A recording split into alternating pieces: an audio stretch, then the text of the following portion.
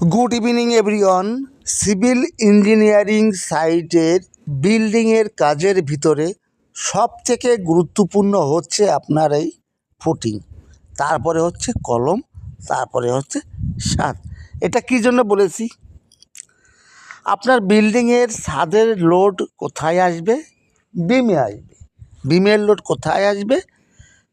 কলমে আসবে। আর কলমের লোড কোথায় আসবে? আপনার সেই ফুটিংয়ে আসবে। এটা ক্লিয়ার? এই জন্য বলছি, কলমের রডের ল্যাপিং জোন মানে কলমের রডের জয়েন্ট কোথায় দিতে হবে। গ্রামের বাড়িতে দেখি 90% এরা ভুল করে একই জায়গায় রডের জয়েন্ট করে।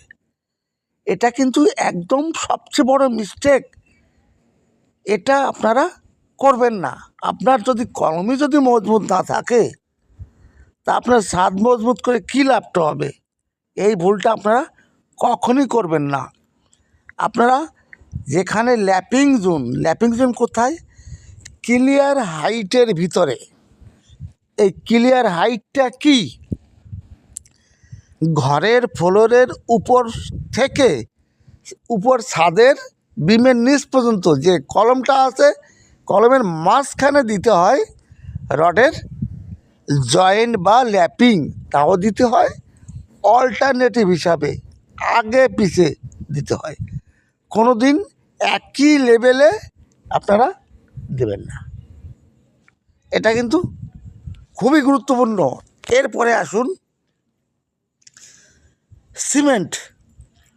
আমরা বেশিরভাগই ভালো কোয়ালিটির সিমেন্ট আমরা জানি না। আমরা মার্কেটে চকচকে ঝকঝকে বস্তা দেখি, আমরা ওইভাবে নেই।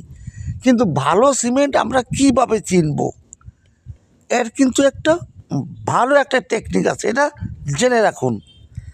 দেখুন, প্রত্যেকটা সিমেন্টের গায়ে, ভালো সিমেন্টের গায়ে আপনার ISI ব্র্যান্ড মার্ক থাকতেই হবে। নেক্সট দেখুন, সিমেন্টের এক্সপায়ারি ডেট 3 মাস হয়। 3 মাস অর্থাৎ যেদিন থেকে সিমেন্টটা তৈরি হচ্ছে সেই ডেট থেকে 3 মাস পর্যন্ত সিমেন্টের মেয়াদ থাকে। এর ভিতরে সিমেন্টের ব্যবহার করতে হয়। অনেকেই দেখেছি বাড়িতে স্টক করা সিমেন্ট আছে, সেই সিমেন্টের উপরে আবার স্টক করে দিচ্ছে, মানে নিচের সিমেন্টটা 6 মাস 1 বছর পর্যন্ত রাখছে, কিন্তু এটা কোনো কাজে আসবে না। এরপরে দেখুন নেক্সট টিপস, আপনি ISI ব্র্যান্ডের সিমেন্ট নিয়ে আসলেন, এবার সেটা এক্সপায়ারি ডেটটা দেখতে হবে। এই জন্য এক্সপায়ারি ডেট দেখার পরে আপনি দেখা গেলো সিমেন্টের বস্তা খুলবেন, খোলার পরে ভিতরে হাত দেবেন। হাত দিলে যদি ঠান্ডা থাকে তাহলে ঠিক আছে।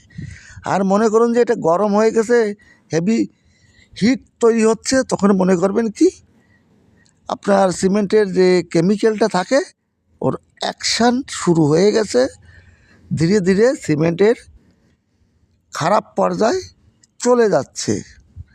এই জন্য বলি যে এক্সপায়ারি ডেটটা অবশ্যই দেখবেন।